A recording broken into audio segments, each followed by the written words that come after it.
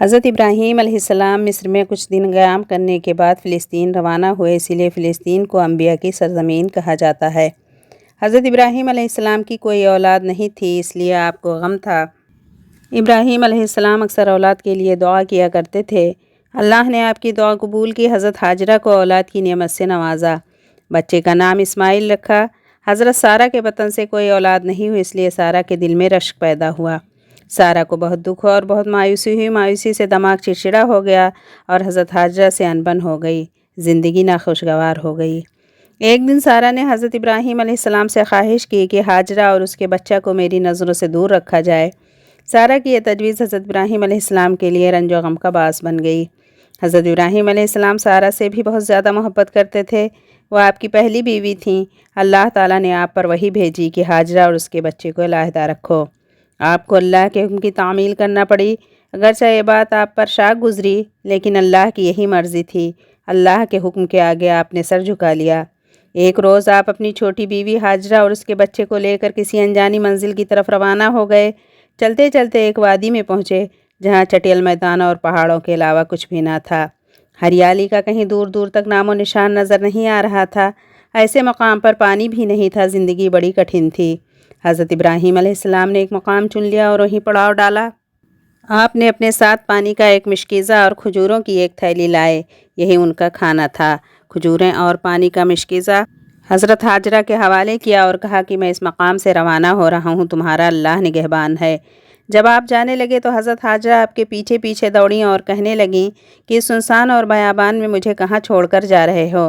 میں کس کے آسرے پر یہاں زندہ رہوں؟ یہاں تو پانی کی ایک بوند بھی نہیں ہے۔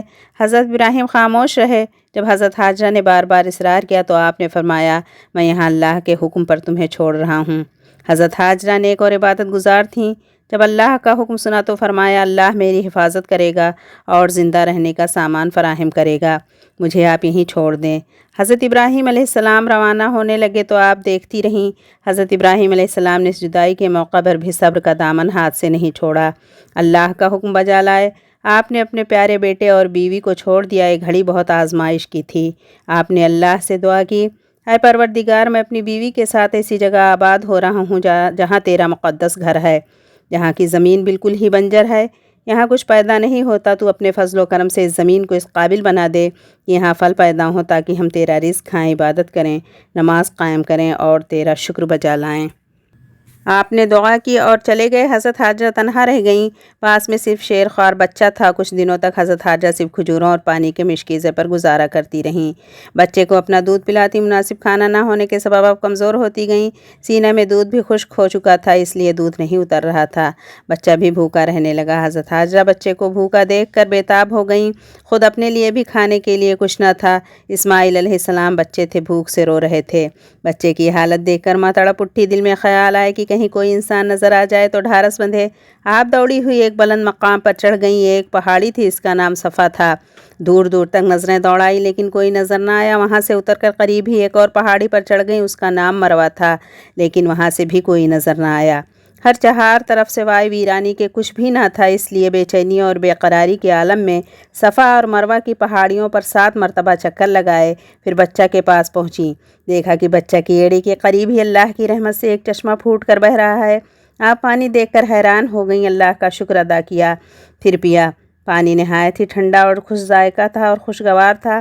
آپ نے بہتے ہوئے پانی سے کہا، زمزم، یعنی ٹھہر جا۔ حضرت ہاجرہ کو پانی میسر آ گیا جہاں ٹھہری ہوئی تھیں۔ ایک روز وہاں سے کچھ فاصلے پر ایک قافلہ گزر رہا تھا۔ قافلے والوں نے دور سے انسانی نفوس کو دیکھا تو انہیں تجسس ہوئی، قریب آئے تو حضرت ہاجرہ اور بچے کو وہاں پایا۔ انہیں پانی کی ضرورت تھی۔ حضرت ہاجرہ سے طلب کیا کہ پانی لے لیں تو آپ نے زمزم کے چشمے کی طرف اشارہ کیا۔ قافلے والوں نے پانی پیا اور مویشیوں کو بھی پلایا۔ اس کے عوض حضرت ہاجرہ کو کھانے کے لیے کچھ کھجوریں پیش کیں اور اس سنسان بیابان میں رہنے کا سبب دریافت کیا۔ حضرت ہاجرہ نے سب کچھ بتا دیا۔ کچھ روز قیام کے بعد قافلہ وہاں سے کوچ کر گیا۔ اسی طرح قافلے آتے رہے، کچھ روز قیام کرنے کے بعد اپنی منزل کی طرف روانہ ہو جاتے۔ ان کے آنے جانے کے سبب حضرت ہاجرہ کو کھانے کا سامان مل جاتا تھا۔ ایک مرتبہ بنو جرہم کا قافلہ آیا۔ جب آپ زمزم دیکھا تو وہاں پڑاؤ ڈالا اور رہائش اختیار کر لی۔ ان کے پاس کثرت سے مویشی بھی تھے۔ जो दिन गुजरते गए हज़रत इस्माइल अलैहिस्सलाम भी बड़े हो गए। कबीला बनु जरहम के आने के बाद आबादी कुछ बढ़ गई और एक बस्ती बन गई। हज़रत इब्राहीम अलैहिस्सलाम कुछ अरसे बाद वहाँ पहुँचे तो देखा कि इलाक़ा में कुछ इंसान नज़र आ रहे हैं। उन्होंने अपने बेटे हज़रत इस्माइल और बीवी हज़रत हाजरा से मुलाकात की। इस तरह से आपके आने जाने का सिलसिला शुरू हो गया। आप हज़रत हाजरा के पास भी रहने लगे। हज़रत सारा भी हज़रत हाजरा की ख़बर लेने लगीं। हज़रत सारा की कोई औलाद नहीं थी, जिससे वो अक्सर गमगीन रहा करती थीं। पहली बीवी के औलाद न होने पर आप भी परेशान रहते थे। आप बेहद मेहमान नवाज थे। जब तक आपके दस्तरखान पर मेहमान नहीं होता आप खाना नहीं खाते। मामूल के मुताबिक आप खाने के लिए मेहमान का इंतज़ार कर रहे थे कि मेहमान आ पहुँचे। आपने मेहमानों का इस्तकबाल किया और खुश हुए। जब आपने मेहमानों के सामने खाना रखा तो उन्होंने खाने को हाथ नहीं लगाया और बैठे रहे। हज़रत इब्राहीम अलैहिस्सलाम को मेहमानों के रवैया पर हैरत हुई। आप मेहमानों के लिए जानवरों को ज़बह करते और भून कर उनके सामने रखते। उन आने वाले मेहमानों के लिए भी इसी तरह का इंतज़ाम किया, लेकिन मेहमान खाना नहीं खा रहे। आपके ज़माने में ये रिवायत थी कि मेहमान के खाना ना खाने का मतलब ऐलान जंग समझा जाता, इसलिए आपको फ़िक्र लाहक हुई। हज़रत इब्राहीम अलैहिस्सलाम को फ़िक्रमंद देख कर आने वाले मेहमानों ने कहा, आप खौफ ना खाएँ, हम अल्लाह की जानिब से आए हैं, हम फरिश्ते हैं और कौम लूत को उनके गुनाहों की सज़ा देने आए हैं और आपके लिए भी खुशखबरी लेकर आए हैं। ये सुनकर हज़रत इब्राहीम अलैहिस्सलाम मुस्कुराए और पूछे, कैसे खुशखबरी है? फरिश्तों ने कहा कि सारा के बतन में भी औलाद होने वाली है। ये बात सुनकर हज़रत इब्राहीम अलैहिस्सलाम हैरत में पड़ गए और सोचा कि मेरी उम्र 100 बरस और सारा की उम्र 80 बरस है। भला इस उम्र में भी कोई किस तरह औलाद की उम्मीद रख सकता है? लेकिन अल्लाह कादिर मुतलक है, वो सब कुछ कर सकता है। वो खामोश रहे। हज़रत सारा फरिश्तों की बात सुनकर हंस पड़ी और कहने लगी, मैं बूढ़ी हो चुकी हूँ और इब्राहीम भी बूढ़े हैं, इस उम्र में किस तरह औलाद हो सकती है? फरिश्तों ने जवाब दिया, अल्लाह के यहाँ सब कुछ मुमकिन है। फरिश्तों ने इसहाक के पैदा होने की बशारत हज़रत सारा को सुनाई। फरिश्तों ने सिर्फ इतना ही नहीं कहा, बल्कि ये भी कहा कि इसहाक का भी बेटा होगा, इसका नाम याकूब होगा। अल्लाह ताला की तुम पर तमाम रहमत और बरकत करने वाला है। वो तुम्हारी औलाद को सितारों की मानिंद बढ़ाएगा। अल्लाह ताला ने हज़रत सारा को औलाद की नियमत से नवाजा। उसका नाम इसहाक था। हज़रत इब्राहीम अलैहिस्सलाम अब हज़रत हाजरा के पास रहने लगे। अल्लाह ने हज़रत इब्राहीम अलैहिस्सलाम को एक और आजमाइश में डाला। हज़रत इब्राहीम अलैहिस्सलाम ने एक रात ख्वाब में देखा कि वो अपने प्यारे बेटे हज़रत इस्माइल को क़ुरबान कर रहे हैं। 3 रातें ऐसे ही ख्वाब नज़र आए। अंबिया के ख्वाब सिर्फ ख्वाब नहीं होते थे, बल्कि वही का हिस्सा भी हुआ करते थे। हज़रत इब्राहीम अलैहिस्सलाम समझ गए हज़रत इस्माइल को क़ुरबान करने का मुतालबा किया जा रहा है। हज़रत इब्राहीम अलैहिस्सलाम ने अपना सर झुका लिया। आपने अपने बेटे से कहा, आए मेरे बेटे, मैंने ख्वाब में तुझे ज़बह करते हुए देखा। इस बात का इशारा है कि अल्लाह तुम्हारी क़ुरबानी चाहता है। इस बारे में तुम्हारा क्या ख़याल है? आपने बिला झिझक कहा कि अगर अल्लाह का यही हुक्म है, मैं अल्लाह की राह में अपनी जान का नजराना पेश करने के लिए तैयार हूँ। आप मुझे सब्र करने वालों में से पाएंगे। जब ज़ईब बाप अपने अरमानों और दुआओं से मांगे हुए बेटे को अल्लाह की रज़ा की खातिर कुर्बान करने के लिए तैयार हो गया तो बेटा इब्राहीम का था। उसने फ़ौरन मान लिया और अपनी गर्दन छुरी के नीचे रख दी। रहमत खुदावंदी ने जोश मारा और आवाज़ आई, इब्राहीम, तूने अपना ख्वाब सच कर दिखाया। हम नेकी करने वालों को ऐसी ही जज़ा देते हैं। इस मौका पर अल्लाह के फरिश्ते ने हज़रत इब्राहीम के साथ मीठा रख दिया ताकि बेटे के बदले उसको ज़बह करें। चुनांचे आपने ऐसा ही किया। यही वो क़ुरबानी है जो अल्लाह ताला की राह में कबूल हुई। आज भी फ़र्ज़ंदान तौहीद इसी निस्बत से इब्राहीम की याद ताज़ा करते हैं। कुरान करीम में अल्लाह ताला फरमाता है, अल्लाह तक न क़ुरबानी का गोश्त पहुँचता है न खून, बल्कि तक़वा पहुँचता है। हज़रत इब्राहीम अलैहिस्सलाम की सारी ज़िंदगी आजमाइश में ही गुज़री। पहली मरतबा नमरूद ने आपको आग में डाला, आग ठंडी हो गई। दूसरी मरतबा अपनी बीवी हज़रत हाजरा और नन्हे इस्माइल को सुनसान और वीरान इलाक़े में तनहा छोड़ना पड़ा। तीसरी मरतबा अपने बेटे इस्माइल को अल्लाह की राह में क़ुरबान करना पड़ा। लेकिन अल्लाह ने रहम किया। हम भी इसी तरह अपने अंदर क़ुरबानी का जज्बा पैदा कर सकते हैं। अपने अंदर ऐसा जज्बा इस तरह पैदा कर सकते हैं कि जो शख्स भूखा हो उसे खाना खिला दिया जाए तो यह क़ुरबानी है। जो मुफलिसी के आलम में हो उसको पुरसाने हाल ना हो, ऐसे शख्स की खबरगिरी करना भी क़ुरबानी है।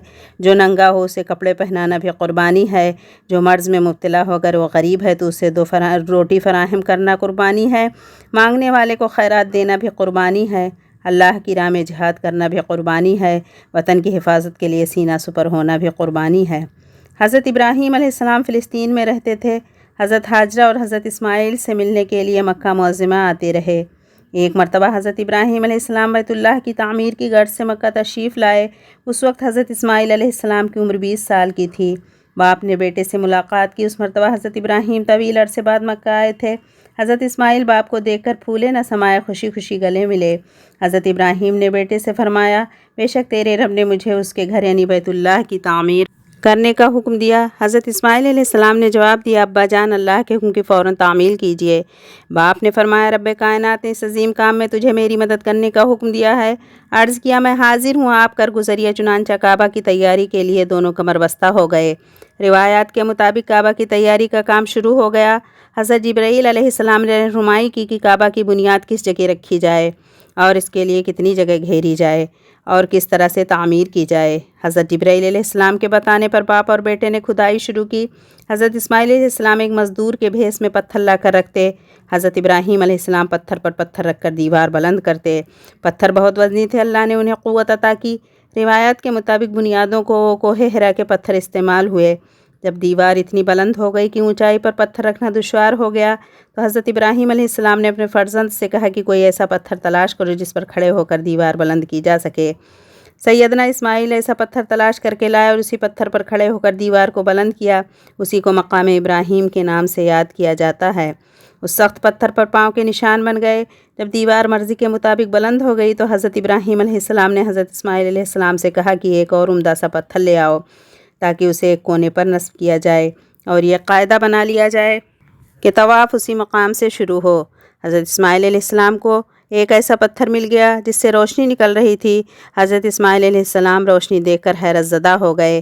حضرت اسماعیل علیہ السلام نے پوچھا، ابا جان یہ پتھر کون سا ہے؟ حضرت ابراہیم علیہ السلام نے جواب دیا، وہ پتھر اسے جبرائیل علیہ السلام جنت سے لائے ہیں۔ اس پتھر کو ایک کونے پر نصب کر دیا گیا تو آپ کا چکر اسی مقام سے شروع ہوتا ہے۔ آئیے اپنے اندر روح ابراہیمی پیدا کریں۔ حضرت ابراہیم علیہ السلام کو ابو الانبیاء بھی کہا جاتا ہے۔ آج بھی ہو جو براہیم سا ایماں پیدا، آج بھی ہو جو براہیم سا ایماں پیدا، آگ کر سکتی ہے انداز گلستاں پیدا۔